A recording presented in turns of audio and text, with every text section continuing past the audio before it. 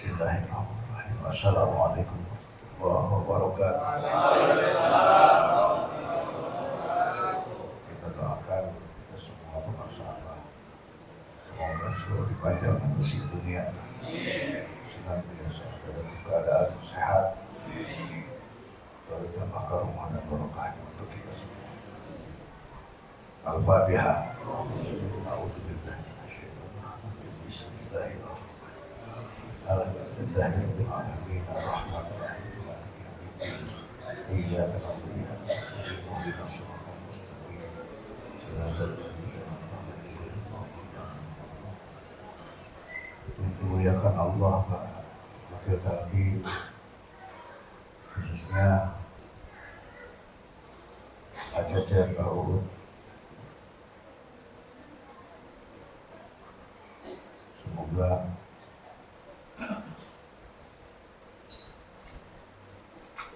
panjang umur, sehat, istiqomah, para pemangku manaqib. Semoga hasil maksud lulus rahayu berkah lahir batin.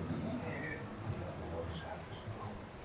Kita semua yang hadir, semoga kita semua bisa membawa pulang berkah kejumpaan rahmatnya. Rahmat barokah. Al-Fatihah. Alhamdulillah.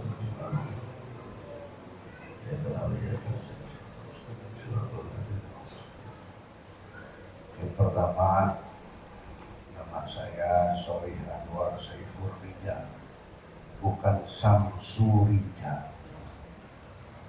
Ya. Sholih Anwar Saifur Rijal. Sholih Anwar dari Abah Anom, Saifur Rijal dari Abah Aos. Ingat-ingat ya. Yang pertama.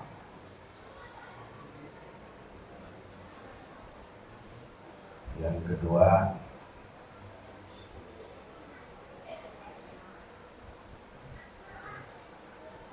tadi saya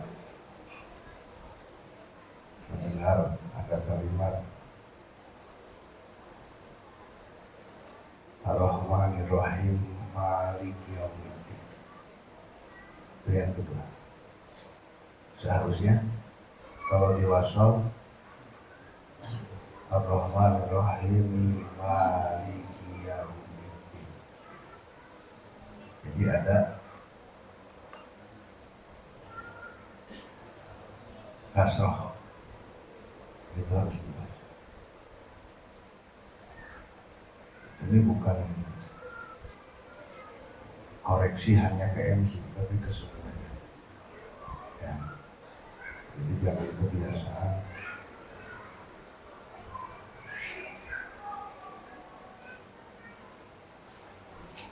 kalau dewasa. Yang ketiganya, saya bulan ini di mana-mana ngebahas narkoba Tuan Syekh. Berapa sekarang? 35 dan 35. Isinya apa? Syahmat Kanji ingin menjadi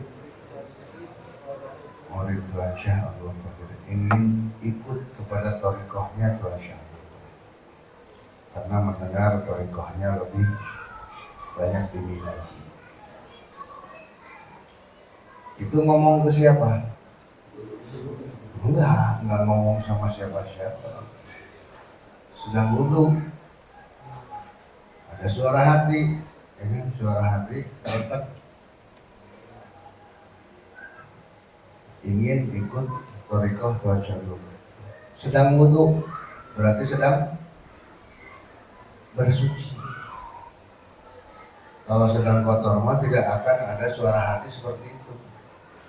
Kalau sedang kotor tidak punya wudhu, yang ada suara hatinya lewat sungai, ada ibu-ibu yang lagi nyuci, ngintip dulu. Nah itu suara hati yang kotor, yang sedang tidak suci. Makanya pantas pengarsa Abah selalu mengkampanyekan jaga wudhu, jangan kemana-mana, jangan keluar rumah sebelum punya wudhu. Sedang suci, makanya keluar keinginan yang baik. Terdengar oleh siapa? Oleh gurunya, namanya Syekh Abi Ishaq. Di sini menginformasikan, mengumumkan kepada kita semua murid pengarsa Abah bahwa yang namanya guru pasti tahu apapun tentang muridnya. Ya, kita lagi di mana Abah pasti tahu. Karena ada yang nanya kepada Abah, Bang, kalau Abah lihat murid-murid Abah yang jaraknya jauh bagaimana? Seperti apa? Ya kayak nonton TV aja. Kayak nonton TV aja. Abah lihat Pak Trisno seperti apa? Lihat saya seperti apa? Lihat para wakil terakhir seperti apa? Kelihatan sama Abah. Jangankan fisik kita, suara hati kita saja. Jangankan di depan Abah, jauh dari Abah. Tahu, dan banyak yang membuktikan. Merencanakan bertanya kepada Abah, ngomong kepada Abah, begitu datang ke sana, terjawab semua. Abah ngomong kemana, tapi terjawab semua apa yang mau ditanyakan. Nah, itu. Guru itu seperti itu. Nah, kita tidak bisa macam-macam jarak jauh ke mentang-mentang jauh dari Abah. Bahkan yang masih ngerokok nggak usah capek-capek cuci tangan, udah tahu kok. Mau datang mau sofa ke Abah, cuci tangan habis-habisan biar nggak kecium. Terus pakai parfum, gosok gigi. Udah tahu Abah. Kamu lagi ngerokok juga ngelihat Abah. Jelas. Lagi godain cewek juga ngelihat. Punya istri 2 ngelihat, tahu. Tahu, kalau semua ngumpet-ngumpet. Nah. Makanya kalau Abah ngomong, tenang nih, Abah mah tidak akan mendua. Itu nyindir orang-orang yang punya istri 2. Orangnya ada di depan Abah. Gak usah ngaco. Abah tahu kok. Ya. Jadi jangan khawatir. Jangan mentang-mentang jauh, jangan mentang-mentang Abahnya juga di sini rasa kita bisa berbuat apapun di sini. Nggak bisa. Abah itu tahu, tapi pemaaf. Ya, punya sifat apa? Satoran, pemaaf. Pemaaf. Jadi nggak usah minta maaf sama Abah. Dimaafin kok. Nah, tapi ya pura-pura aja minta maaf ngomong sama Abah. Mentang-mentang dimaafin jadi nggak ngomong sama Abah. Terus kemudian gimana? Diizinkan untuk menjalankan keinginan bertemu dengan Tuhan Syekh. Berangkat kemana? Ke Baghdad. Di pertengahan jalan melihat sungai, wudhu lagi, terus sholat. Setelah sholat tawajuh di antara tidur dan tidak. Kalau ada yang ngomong itu tidur, masa balik tidur? Kan dicontohin sama Abah sekarang. Ya, dicontohin sama. Kalau kita tukang tidur mewakilin Abah ya. Abah nggak tidur ya, kita masa kita tidur.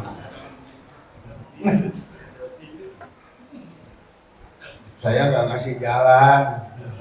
Yang mentang-mentang Abah tidak tidur ya, kita nggak wakilin Abah. Jangan begitu. Mentang-mentang ada yang ngomong begini juga. Abah kan amalnya buat siapa? Abah zikir buat siapa? Buat murid. Salat tahajud buat siapa? Murid. Terus ngapain kita tahajud? Yakin diterima? Udah jelas-jelas punya Abah yang diterima. Itu pikiran konyol seorang murid, pembelaan biar gak amalia. Sedang tawajuh, datang siapa? Syagul. Setelah datang ke situ nggak langsung minta Syekh Ahmad Kanji nyamperin sini, mendekat yang tadi kata Ki Akbar. Murid yang harus datang kepada guru. Contoh ya, misalnya abah ngomongin, abah udah lama gak ke Al-Hamid, langsung sambut. Ya, jangan dinanti-nanti, langsung siap abah, kami siapin. Seperti kemarin ke Bogor, abah udah lama, abah pengen ke Masjid Raya Bogor. Ya, sambut langsung, jangan begini. Abah, itu ikhwan di kota kami ingin kedatangan abah secara dohir. Itu ngerjain guru. Seperti saya ngelihat merhatiin ke Brebes, dari Brebes ke Purbalingga, dari Purbalingga kemana? Ke Purwakarta, ke Tanjung Gede. Dari Tanjung Gede kemana? Ke Sinarasa. Jaraknya segimana? Jaraknya segimana itu naik mobil? Ngerjain guru bukan? Kita yang datang ke guru. Sekarang walakiwan di Tanjung Gede pada datang, orang-orang sana pada datang semua, di pusat pada datang tidak? Ya. Makanya sini mendekat lagi. Itu kata teladan. Langsung dipasangkan apa? Mahkota merah. Apa itu mahkota merah? La ilaha illallah. Makanya sama saya Abi Ishaq Al-Maghribi, Syekh Ahmad Kanji tidak boleh apa? Ngambil kayu bakar lagi. Kenapa? Sudah ada, karena kayu bakarnya disimpan di sini. Nggak mau yang namanya mahkota itu ada kayu bakar di atas. Kayu bakar nggak mau nyentuh mahkota itu. Nggak mau nyentuh mahkota itu. Makanya jaraknya 1 hasta. Segimana 1 hasta? Tapi ikut. Karena sudah ada kemuliaan. Mahkota merah itu la ilaha illallah itu adalah kemuliaan. Ketika kita sudah memiliki kemuliaan gitu, dunia tidak mau menyentuh kita, tapi ikut dengan kita. Alhamdulillah. Makanya tidak boleh Syekh Ahmad Kanji nyari kayu bakar lagi. Tidak boleh kita terlalu fokus terhadap dunia. Biarkan dunia yang top, kata Abah. Biarkan dunia yang pontang-panting, kata Muhammad. Ngejar kita, pontang-panting ngejar kita. Caranya bagaimana? Jaga kemuliaan ini dan jaga sorban hijau ini. Sorban hijau apa artinya? Kenapa dipakai sorban hijau? Kenapa warnanya hijau? Ternyata cinta kasih sayang. Jauh banyak sekali untuk sekeliling kita, bukan untuk hanya seorang, semuanya harus dapat. Seperti yang dilakukan oleh para sahabat. Abah tidak pilih kasih. Ini profesor, ini tukang parkir. Enggak, semuanya dapat. Tapi bagi kita mah kadang-kadang lihat pengusaha banyak duit kita senyum. Ya, pengusaha yang lagi bangkrut kita mulut kita nggak mau senyum, nggak mau. Itu kadang-kadang kita, bukan orang lain. Saya nggak nuduh orang. Kita. Kalau Abah nggak begitu, semuanya dapat senyuman dari pengusaha. Itu adalah cinta kasih yang dari sini. Kalau hidup, kalau mati, nah itu tidak ada cinta kasih. Makanya hidupkan dengan la ilaha illallah. Fokus la ilaha illallah yang benar. Dicontohin sama Abah. La ilaha illallah. La ilaha kemana? Ke kanan. Illallah. La ilaha illallah. La ilaha illallah. Lengkap semuanya. Jangan la il. Atau cuma goyang doang, berjamaah goyang doang. Minjem suara orang. Orang yang berzikir, kita yang goyang doang. Ucapkan mulut kita. Saat 165 pertama itu kita yang bawa, kita yang mengucap. 165 selanjutnya itu Abah yang bawa kita, campur tangan pengusaha Abah. Makanya jangan hanya 165, kalau bisa 56, kalau banyak waktu 825, 5 kali 16, biar campur tangan Abah dan campur tangan Allah ada. Ya, jangan hanya kita saja, jangan egois. Ulah ngenah dewek hantelian kata-kata. Ya, itu ngenah dewek hantelian. Jangan mau enaknya saja. Ada imam, ikutin imam. Imam pelan-pelan, ini udah rusuh aja, udah mau kemana? Ya, mau kemana? Udah sabar, nanti juga dikencengin, dicepetin sama imam. Sabar. Kalau imamnya suka cepat, ya, kalau imamnya suka lambat ya beda lagi. Sabar aja, sabar. Seperti suami punya istri cerewet, sabar. Itu harus sabar. Ya, kenapa harus sabar? Itu adalah amaliyah mursyid yang tidak tertulis, tidak ada tulisannya di kitab amaliyah mursyid, tidak ada. Tapi kita wajib sabar ketika istri cerewet. Kenapa? Itu adalah kifarat bagi dosa-dosa kita atas hak istri yang belum kita laksanakan. Ya. Tugas pekerjaan rumah siapa? Tugas siapa? Tugas suami semuanya. Nyuci, ngepel, cuci piring, nyapu, masak dan sebagainya. Itu tugas suami. Ya. Tapi karena kebaikan istri itu dilaksanakan oleh istri, dilakukan oleh istri. Tetapi kalau melakukannya sambil manyun, sambil cemberut, sambil marah-marah, itu jadi dosa buat suami. Ketika istri cerewet, dosanya dibersihkan oleh cerewetnya istri. Setuju? Bukan kata saya. Ya. Itu seperti itu. Istri cerewet itu kifarat buat dosa-dosa suami atas hak-hak istri, termasuk nafkah. Karena kita resiko dan nafkah suka disatuin, padahal harus dipisahin. Resiko pisahin, nafkah pisahin. Resiko itu wajib ditanyakan, ini kemana? Udah seminggu, baru seminggu duit udah habis. Kalau nafkah itu tidak boleh ditanyakan. Kenapa? Silakan bebas, mau dipakai apa? Mau ke salon, mau kemana? Silakan pakai. Dan itu hak istri. Tetapi kalau kita masih menyatukan nafkah dan resiko, dan kita belum bisa memberikan nafkah itu kepada istri, itu jadi apa? Ketika istri cerewet, dosa yang itu karena kita belum bisa nafkahin istri, dihapus. Alhamdulillah, syukuran punya istri yang cerewet. Ya. Syukuran. Dan kalau belum cerewet, disuntik aja biar cerewet. Jadi biar banyak pahalanya buat kita para suami. Ya, udah lebih dari jam 10. Semoga kita semua diberkahi.